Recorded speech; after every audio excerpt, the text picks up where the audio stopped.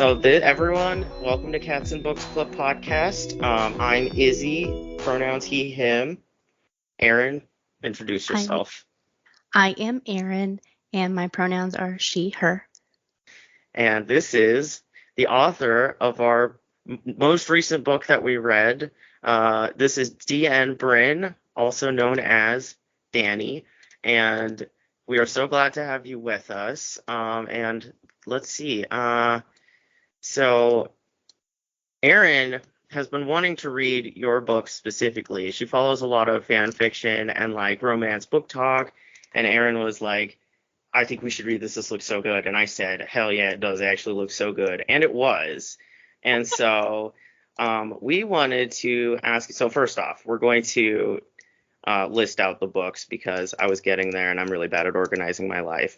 But so the first book we read of yours was the first book in your vampire romance duology. Correct me if I'm mischaracterizing the genre of your books, if it's like less romance, but it's going to be 6 books though, so it's not a duology. Oh, that's exciting. Yeah, we thought that was it, so that's even better. All right, I will correct that. It is not a duology, 6 books. So are you still in progress on writing the rest of them? Yeah, there's a novella coming out in September, and then the 3rd book will probably be out around either the end of the year or the early next year. That is so exciting. So I know we will both keep that on our radar and read those when they come out.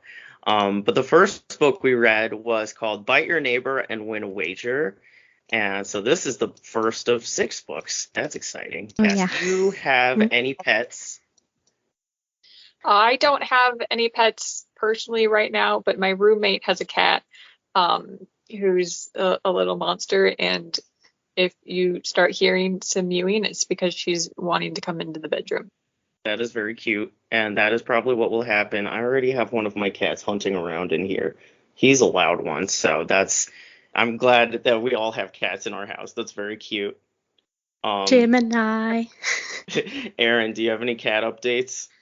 Akila had to go to the vet today. Oddly enough, I just got employed at that vet clinic. Oh, and pray. Sorry for this cat. Yeah, she is not a very nice patient. So like my other I cat, can imagine. Yeah, my other cat just like kind of chills out when she's at the vet, and Akila like climbs the walls and yells at everybody and tries to rip out of her backpack, and it's a mess. It's a bad time. It's bad time. Unfortunate. Okay, well that my only cat update is that Gemini just keeps screaming at me all day now that I'm home for a little bit. Like it's just he will sleep on his cat tree and then suddenly wake up and start yelling and screaming at me like multiple times. I'm like, what do you want? What do you want? He's like, meow, meow. And I'm like, good lord. So that's how he's doing, and Cleo's just sleeping. So cool. That's our cat update for everyone. Thank you for having a cat in your house. That is we love that for you. I love it too. I was just thinking like earlier today, I was like, look, I just have this animal here and she's just here. I love it so much. I can walk out into the living room and she's just sitting there. She's just a whole organism living her life, and they just live here. They're just living here, and like it blows my mind too. It's so cute. Like they're just a whole guy having a whole life and things that they want to do, and they're like, you know what I want to do is go into the basement, but God over here won't let me go down there, so I'm mad. Every cat is just fighting God. But anyway, so okay, author story time. We were curious about what got you into writing. Like, when did you start, and kind of what was the genre that you started writing? Oh, okay. So I started like writing just on and off, like as a kid, doing it was like Nancy Drew fan fiction, actually. I love that. Nothing that I ever finished, and right. Then I transitioned into like writing fantasy things, and since then, like the very first thing that I actually finished was not until the last quarter of undergraduate. I like was almost finished with college and was like, I love writing, but I've never finished anything. Maybe I should just actually finish something and see Oh if my this God. is like a Yeah. thing I can do. No, I The love. things that I didn't realize I wasn't actually interested in.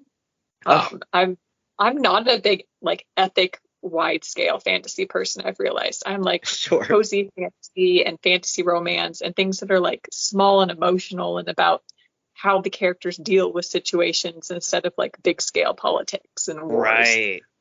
No, I think So that's that, awesome. yeah, that never went anywhere.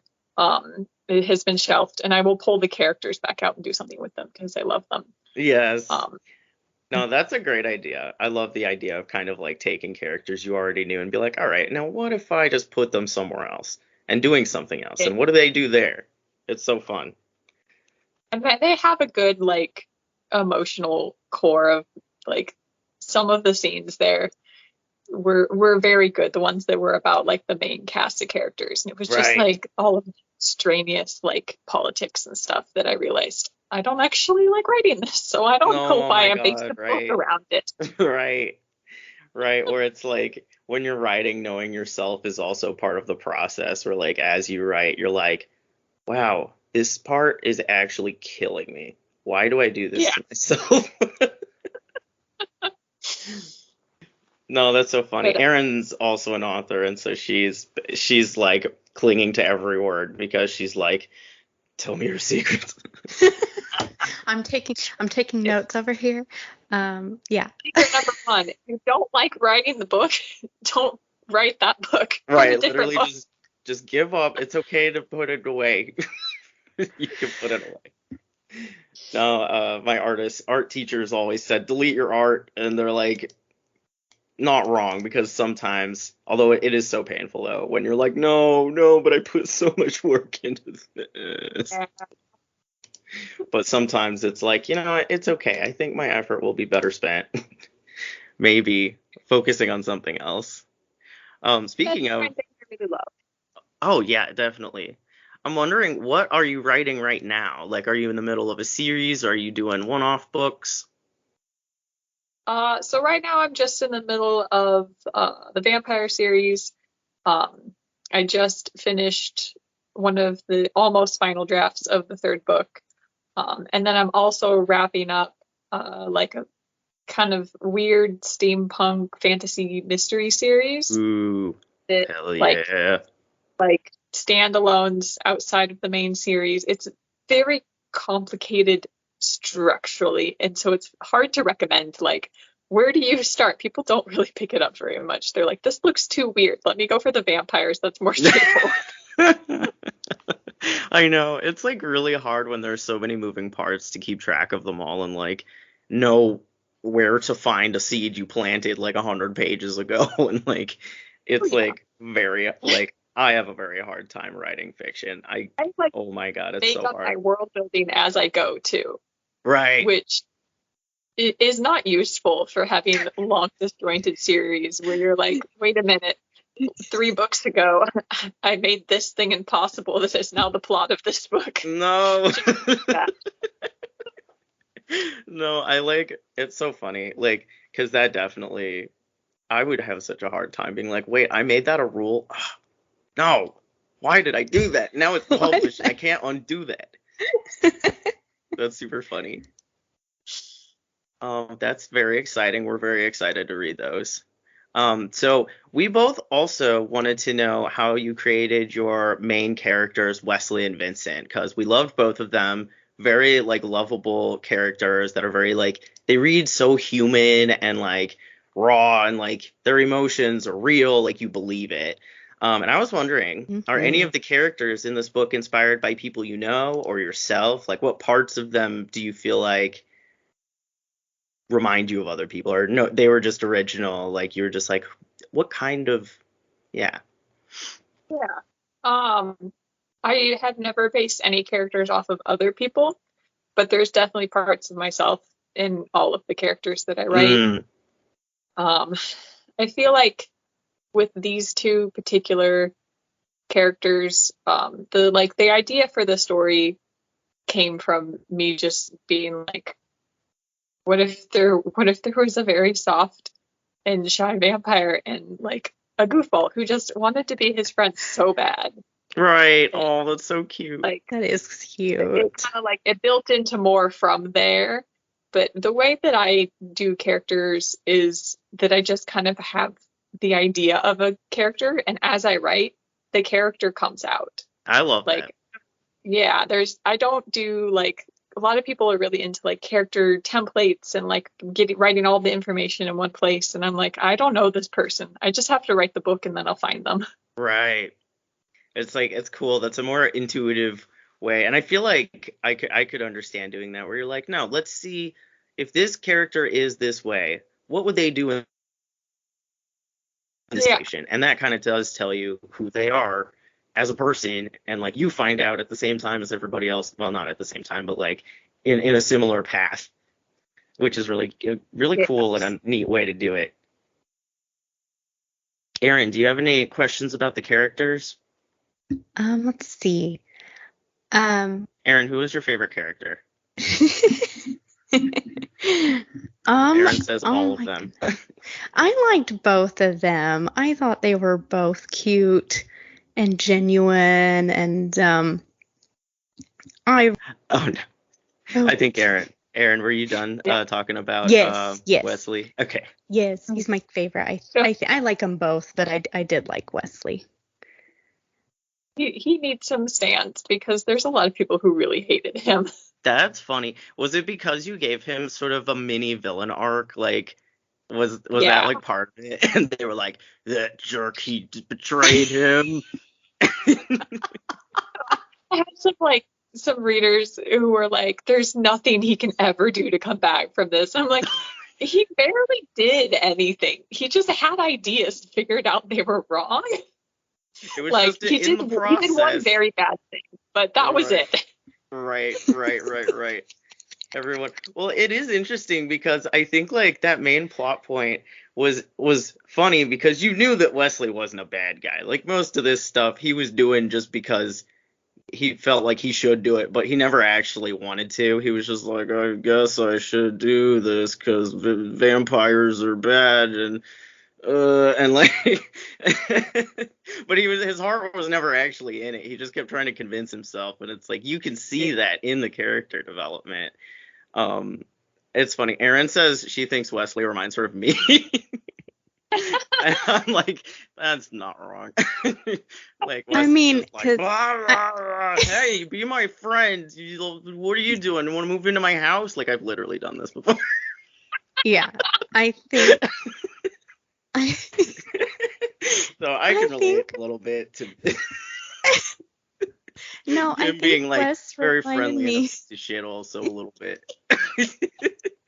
I think Wesley reminded me of you because he also, he does a few questionable things.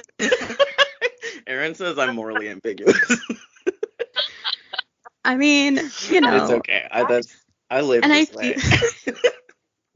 I just feel like I've always been the more cautious one, and you'll just like go up to a group of people and just start chit-chatting with them, and I'm like over here like, no. You're like, that was very Wesley. Couldn't be me. Yeah, like he definitely reads as like a very friendly extrovert who like, and we've all seen the extrovert introvert like dynamic before, where it's like, ooh, you're quiet over there. What are you doing? What are you thinking about? What's going on? And it definitely like captures that so well. Like we see him, we love him. I love him. Oh, another character I really enjoyed was the best friend character. Like, I almost wish there was a little bit more of her in there because I really liked like the vibe that she and Wesley had, like hanging out and chatting. They're like goofy I jokes. love them, and I like maybe at some point like you do like a spin-off book that is about like her or one of her family members and has her as like a a main character in it or something. Oh, I just I have would to love get through the that current too. series books. I know you have so many other things like waiting to happen, so like no pressure, but when it comes, we will be happy to see it and read it. Um, okay, my next question. Oh, Erin, do you have something to say? Sorry. Yeah, I just wanted to say that she was just as much a character, even though we never actually meet her in person on the page. Right. But she's just as much as part of the like action and the romance. Kind of. Yeah, she served Her as comments like the to moral. Wes made me just crack up. Yeah, they're really I had a lot cute. of fun with the video calls and the texts and stuff, and like trying to make them feel like natural and like the characters were really kind of there. Yeah. Did you not have them meet her like in person just because it was like, it's fine, it's not really about her?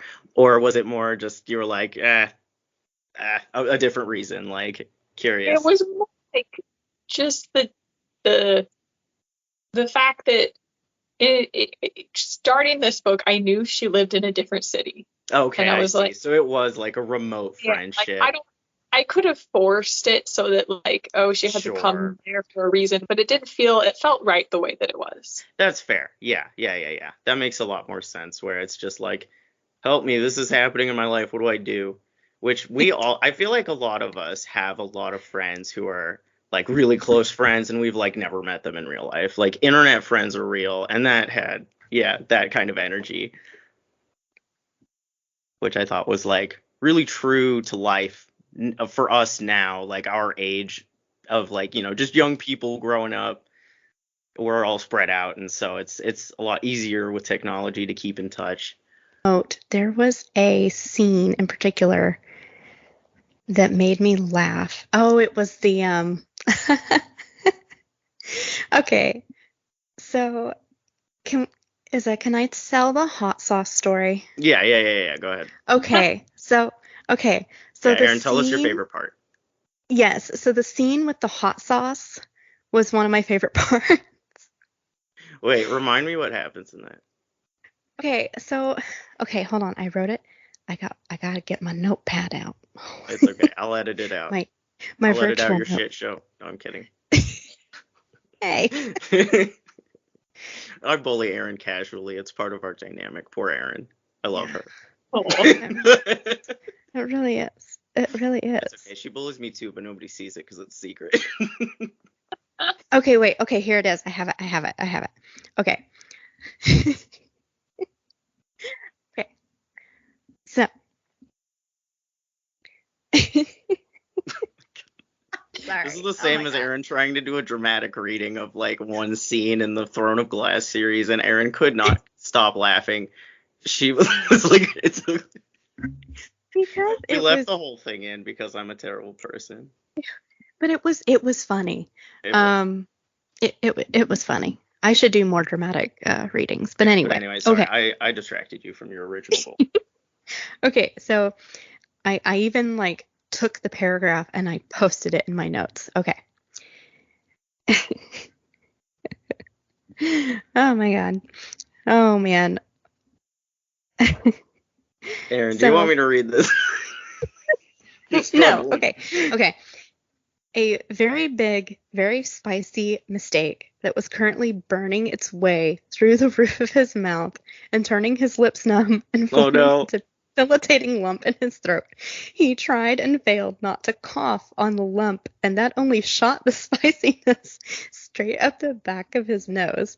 His eyes burned. He was fairly certain that holes were being scorched through his skull and into his brain, his vision peppering with black spots. His knees went weak. It is a bad time. Okay, and let me tell you besides the fact that it was funny in the book.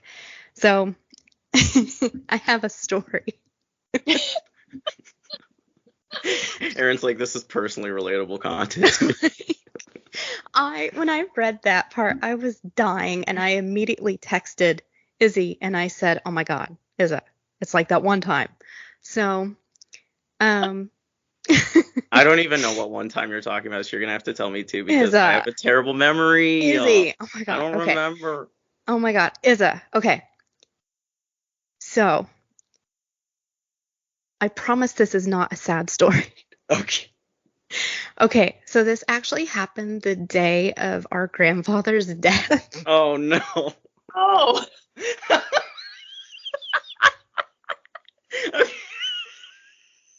It was a time we were all together.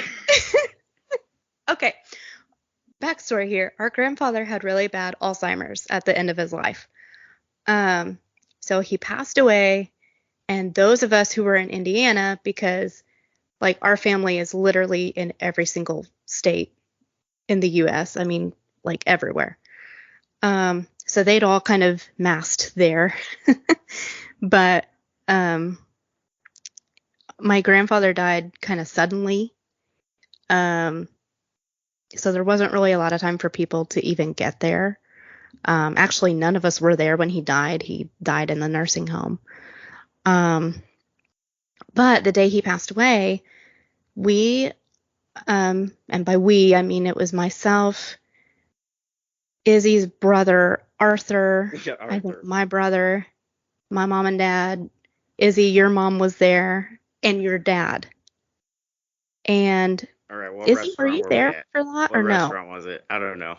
It was okay. So there is a Thai restaurant in the city that my grandfather passed away in, and they Oh, would that time. Okay, take, so yeah, and they would take my grandfather out for little outings like on the weekends when he was still alive, and they would take him to this Thai restaurant, and he really really loved it there, and the staff got to know him, and they got to know my aunt because she literally came like every single Friday.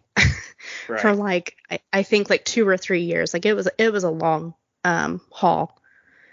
And so Okay, we so went you're eating there, and then they had Thai food, they spicy Thai yeah, food. we went in honor of him, and we went and we were having Thai food. And so Izzy's father is Iranian, Right. and he can handle really spicy food. And so they come around and they ask us what level of spice we want, and they say like between like 1 and 5. Well, my uncle Reza is like, I want a 4. And Arthur and I, thinking we're being cool, we're Oh, like, no. we'll get a 4. We'll get a 4 too. Dumb. We'll get a 4. And Arthur and I are sitting right next to each other, and we start eating. And then we start dying a little on the inside Just a because, little. I mean, I look over at Arthur and he's just got tears streaming down his Oh my god.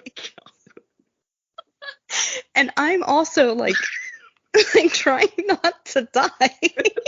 You're like trying to stay so cool, and you're just like snot coming out, like tears. we were trying to be so awesome and so cool. Arthur turns and he looks at me and he says, he just shakes his head like this and he goes, "We are not worthy." You're not worthy. Oh my god. So yeah, when I read that part, I was absolutely dying at home because I was like, oh my god, it's like the Aaron and Arthur tried to be cool story and did not. We were not cool. Yeah, sometimes your trauma Oh, disappears and you forget. No, that's really, it's like so funny though, because we all have a story like that, like a spicy mistake for sure. We have all had that spicy mistake. Well, thank you for your story, Aaron. That's my story. I will cherish it. We will all cherish this story. You found the spiciness relatable. Spiciness. Yes. You did. Okay, so back to your book. We're gonna take a hard left from spicy. So we both loved the in-depth world building of vampirism in your book about how it was treated like a public health issue, and I thought you did a really good job with that. Like that, you know, the sort of thoroughness with thinking about how a world would look, treating vampirism as like, yes, something that just happens to people and everybody hushes it up, and it's like, so we've seen a lot of parallels of this. And I was wondering, like, how many events of it like that happened in real life inspire you to frame vampirism in this way? Oh, I mean, there's like just a lot of different overall like stigmatisms and ways that Mm. like, especially among marginalized communities, that disability has been treated. Oh my God. Yeah, Things like the AIDS epidemic, definitely. how women's health is always disregarded in ways that men's health isn't, Mm. like long-term medical problems that like don't get addressed by like Black people and other people of color because of the way that like the medical community has continued to like treat their pain as like less, or that they don't feel as much. Just Definitely. things that like build into like this like pushing down and disregarding of people who have needs that need to be met. Right, That, like literally the biggest needs. yeah. And then criminalizing them for it, for having the problem, Mm-hmm. which we see all over the place. Mm-hmm. And it's like we're seeing that definitely in like, yeah, reproductive freedom laws that have shown up. It's like, oh yeah, weaponize you for doing something normal and fine that is actually life-saving, just because, just to ruin your life. And it's like really that really resonated with me when reading. It's like, oh my God, yes, this is yes. Yeah, anything but that was one of the things that I was very strongly like, yeah, Thinking I about. can see that this is I know that this is how we have treated people in the past, and it feels very realistic that we would Mm-hmm. continue to treat people like that. No, my God, it was like I see America in this picture and I don't like it. But I do like it because people need to see what America looks like from like this perspective. I think a lot of people are like, what? What? We have medical care that they don't, and you can just get it to blah, blah, blah. And it's like, uh, you will only see so little Yeah. of what's actually happening. So this is really a great way to like raise awareness of these issues and have people thinking about, wow, what does this remind me of? I wanted to also mention, I thought it was interesting that you did the subplot involving the big corporations taking advantage of the underserved populations also. And I know it was probably hard to write, like big corporate, like what is it like to just like shut down a big corporation? You're like, it's fine, they'll figure it out. But I liked it because it was because it was based on like, you know, a lot of real life events, one of which I'm thinking are the oh my God, the Johns Hopkins medical treatment of Black people Yes. for syphilis, I think it was. Yeah. And just The lying US to them. syphilis study at Tuskegee. That was I it. only know that Yes. because I wrote it down. No. Yes. That's definitely it. Yes. Yeah, that was one of the big things that I was like, and there are lots of other small like ethics issues that like in medical research and pharmaceutical research. There's also like more recently antipsychotics have been used tested on unhoused people, and No. that has been a big issue. And the like the kind of capitalism of this whole like medical research system has made it so that people are now offering a lot of money to come like test a drug, which means that like poor people who probably shouldn't be in these studies are more likely to be like, yeah, I'll do it because you'll give me money and I can't get money any other way. And then Literally. they're putting Yeah. themselves at risk of that. Yeah, it's just literally taking advantage of people who are already so desperate and like need resources so badly that they dangle the carrot in front of them like, hey, we cut away all the other help you can possibly get. Now you have to do what we want. Dangle the carrot. Don't you want to stay alive? It's like, well, yeah, if it's this or death, sure. Test your weird medical crap on me, but like, would I rather not be doing this? Of course. I would rather have a house and peace and quiet and not have to do any of this crap. Down with capitalism. Anyway, that's my my anti-capitalist moment for the episode. I have to have one every time. This is another one. Every podcast. The problems, they all boil down to capitalism is bad and I hate it. It has ruined everything. Boiled down to too, so It's like, yeah, no, we are definitely on the same page about that. But yeah, I did like it. I was kind of bummed that we found out his mom was actually like had passed, which is probably, what would happen anyway. It's like, oh, it's a mystery. We covered it up. Like, of course they did. Evil companies be doing that. about that, but also I didn't feel like it would be realistic for her to still be alive. Right. Where it's like, well, after all that, you can't trust these people. Like they wouldn't have just let her live and give away all the crap that they were doing, bringing awareness. It seems like it was meant to be a one-way only ticket. Kind of like reminds me of like in the old days, the mental asylum was essentially like a one-way ticket to death of something. Like it was either disease or it was some horrible thing they did to your brain, like I don't know, lobotomies. And it was like, yeah, I could see it being very similar, where it's like, oh yes, it is medical research. Oh no, something happened. Oops. That was in the waiver. Can't sue us. You signed a piece of paper. Yeah. It actually made me think. Oh, sorry. No, you go for it. Well, it made me think of, how many commercials do you see about, did you take the drug la la la? Have you had any of these symptoms? You may be entitled to compensation. And I'm just like, I see those commercials a lot. That's kind of terrifying. And I don't know.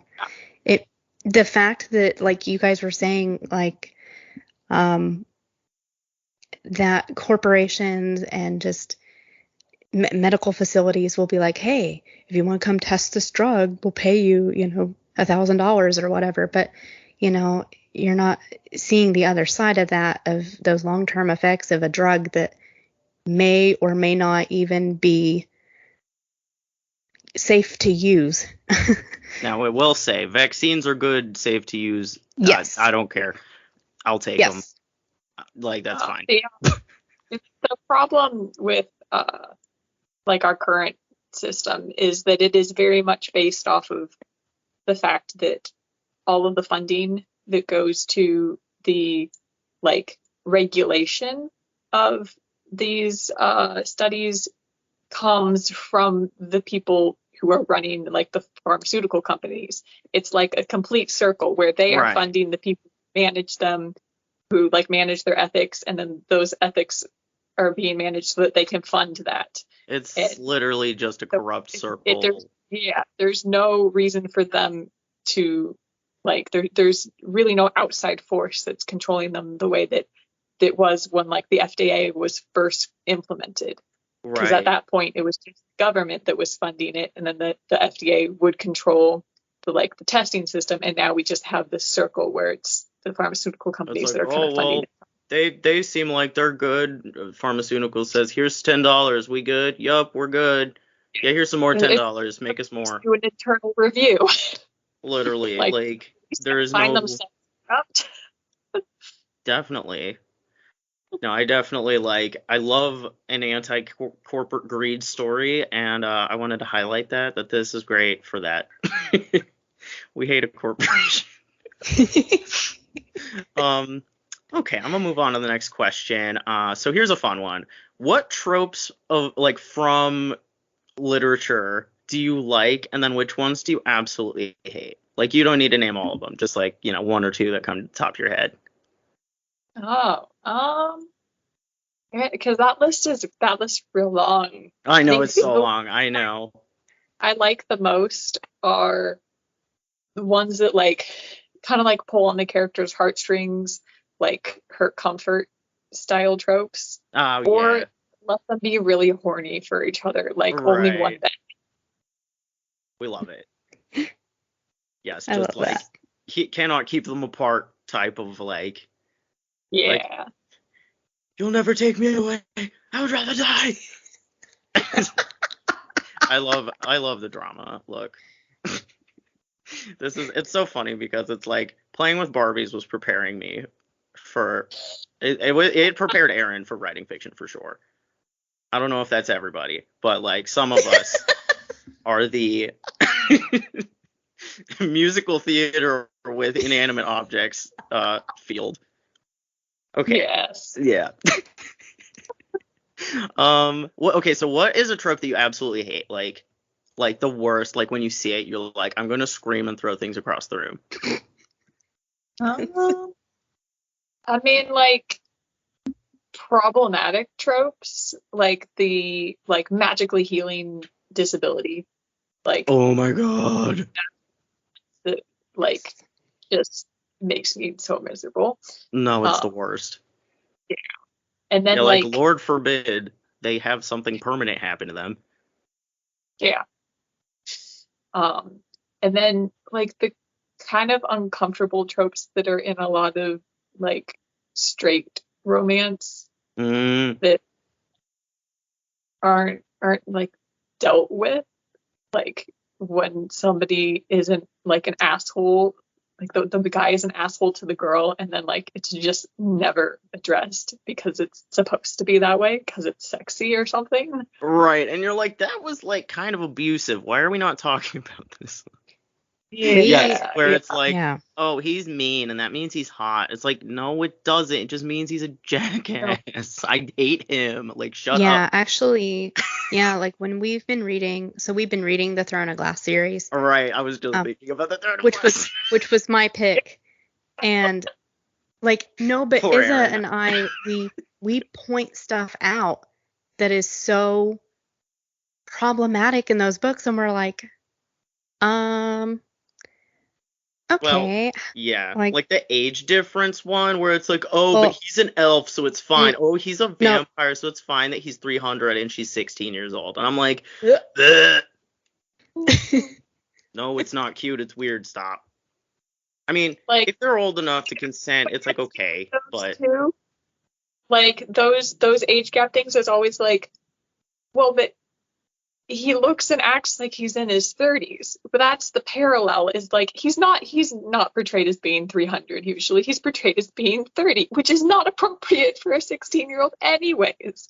Right, which is already bad. And then it's extra bad because he's not actually 30, he's 300.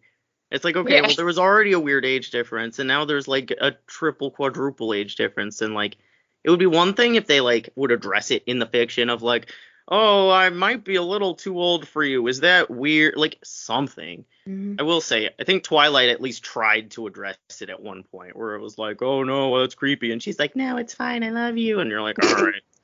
I guess that's it. I mean, I don't mind Twilight. I think it's fun. But so, like, the couple in the third book in the vampire series, one of them is 25 and the other one's 34.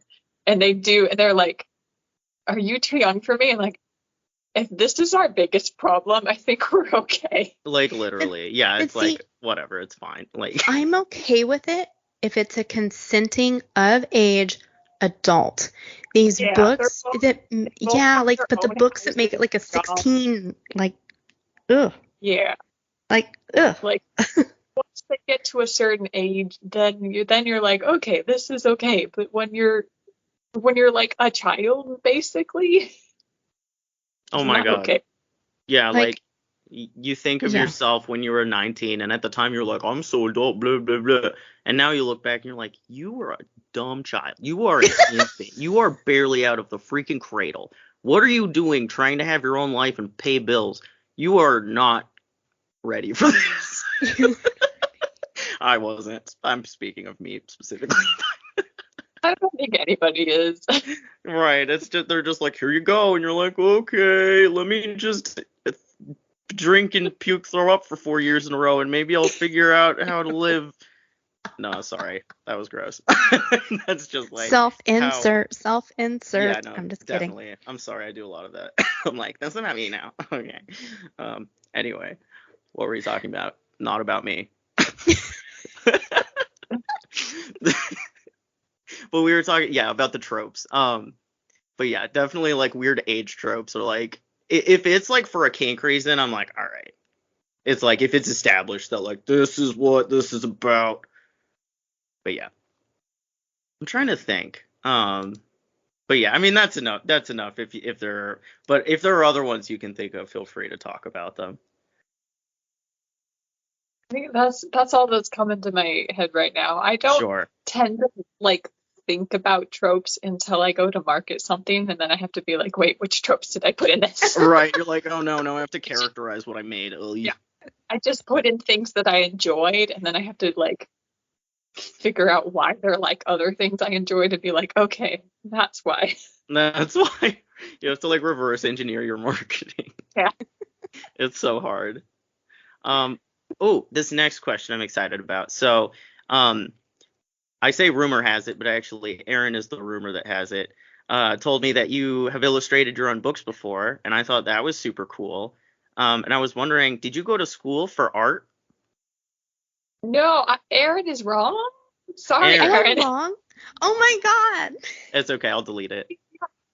You were only like partly wrong though, because I did draw for a long time and have drawn my characters before. Okay, But maybe Aaron was like, thinking those were your covers. illustrations. She probably thought they were so Yeah. good. She was like, this must be an official illustration in your book. It's amazing because, like, I believe it. I think I've seen Everything that's on and in the books is all by either my cover artists, or I think the little spacers are sometimes by like other people that have them for like free stock type things. Oh, gotcha. But Okay. That's cool, So though. my rumor is wrong. Aaron's rumor is wrong, and that's okay. That's cool, though. I like. it's not I first like time that you. I've Yeah. like assumed that, and I'm like what vibe am I giving off? Right. You're like, where is this rumor coming from? Who started The this? fact that like I kind of quit doing art, like I used to, up until the point that I went all the way into writing. I did Sure. lots of art all the time, and there's just some part of my soul that's still screaming that it wants to do art, I guess. Right. Right. Like everyone's like, you do art. We know you do art. We can feel it in our soul. Why aren't you doing more of it? And you're like, I'm already doing so much other shit. Stop. Give me more hours in the day and I'll do some art then. Literally, it feels like there aren't enough hours in the day for real. Mm-hmm. Okay, we're almost to the end. We just have a few more questions though. So sorry, we'll let you get back to your life. But it's been so fun talking to you. But so what another thing we wanted to know is like, what is your favorite book series? And should we read it for the podcast? Ooh. Okay. Well, that's hard. How can I pick one? I know. Or a couple. I have like five books that I have written down as some of my favorites, like just a representative. Yeah, no, tell us all of them. Because like we always love reading new stuff anyway. And Aaron's taking notes. A variety here, I think. My favorite book this year is the least like my own books. It's I Keep My Exoskeletons to Myself by Marissa Crane. That's awesome. And that is a like tearing down of the way that our like judicial and criminal system works, and the like criminalizing of people, how it like it centers more around marginalized people, and it like re-marginalizes them until they're like pushed farther and farther down, like creates the wider gap between those who have privilege and those who don't. And it's really beautiful. I definitely recommend it. Yeah, we definitely need to read that. Yeah. And then just some other random books that I really like are A Psalm for the Wild Built by Becky Chambers. That one is cute and soft, and I cried for like 15 minutes afterwards because I was like, this ode to my soul. Oh, I love that. Aaron loves crying at books. She will love this. I'm bad. I'm still waiting to cry at a book, but I might get there. Dude, I cried at a lot of things, but this was the most I have ever cried at a book, and it was very personal. Oh my god! Like I saw myself a lot in the like main character. And then that's so cute. the Murderbot Diaries have always been like a longtime favorite of mine. Murderbot Diaries. That sounds amazing. Plot. They're by Is it plot or bot? I heard bot. Murderbot. Yeah. So it's it's about an android who like breaks its like I can't remember what it's called in the book, but it's like the system that keeps it from doing things that the creators don't want it to do. Like it goes rogue, and then it uses that capability to watch way too much TV and try to avoid all human interaction. That's hilarious. But it's very found family. Oh, that's so cute. For some reason, I was thinking about Bender specifically from like Futurama, like just him being like, "I don't want to talk to you. I'm watching TV." But it's probably not like that. But that was the first thing that came to my mind. Oh my god. Well, thank you for sharing those. Was there more, or was that the ones you wanted to share? I'll give you one more. Because this is my friend's book and it's really good. So we gotta plug the friend book and we want to read it. So this one also has AI, and it's kind of like if Mad Max were really soft and gay. Oh my god, yes, it's me. No, I'm kidding. It's about like a human who's trans and an AI that's in an android body for the first time, and they kind of fall in love while helping some like newly sentient AI like escape. Oh my god! Aww. It's that sweet. One would make me cry. Oh, did I get the name of that? Wait. What's the name of it? I'm like taking notes over here. Yeah, that one's World Running Down, and it's by Al Hess. World Running Down. Awesome. So let's see. I just want to make sure I have these correct. Okay. Yeah, we'll list them all in the show notes too, so people can find them. Yeah, I can message you afterwards so that you have all of the spellings, everything. Yep, that's a good idea. Thank you. Love that. Thank you. Appreciate your help. Okay. What would you say to any aspiring author who wants to maybe someday be where you are now and beyond? Like, what have you learned from your journey? I think the first thing is that you just have to finish it. It's never going to be perfect. So just do it, finish it, have fun with it. That's the most important thing, is not that it's like the pinnacle of the most amazing thing possible, but that you enjoyed it and that you actually got it done. Yes. If you go back and you try and redo something a million times, it will stop getting better and it'll just start frustrating you. This is true. And then the second thing is very frustrating in and of itself, and that is that most of success in the arts is based very heavily on a mixture of luck and whether the thing you're doing fits the market, which is another kind of luck. Right.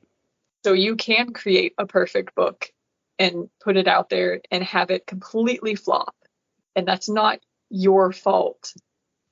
And so, like, don't hold any one thing that you create as being the thing that will like make or break your career or make or break whether or not you're a good creator.